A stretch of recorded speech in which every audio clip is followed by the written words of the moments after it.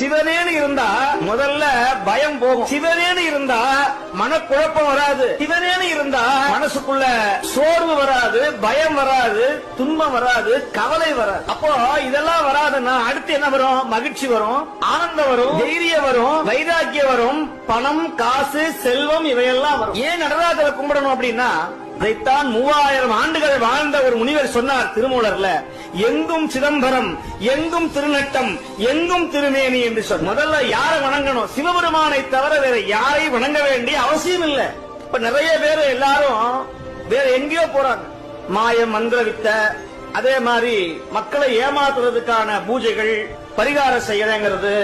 உடனே நாங்க காசியில இருந்து வந்திருக்கிறோம், இமயமேல இருந்து வந்திருக்கிறோம், இந்த மாலையை போடுங்க, அந்த மாலையை போடுங்க அப்படின்னு சொல்லி மக்களை அவங்களை செயல்பட விட முடியாம யார்ட்டையாவது போய் சொல்லி ஏதாவது நல்லது செய்வாரான்னு போனா அங்க மாட்டிக்கிறோம்.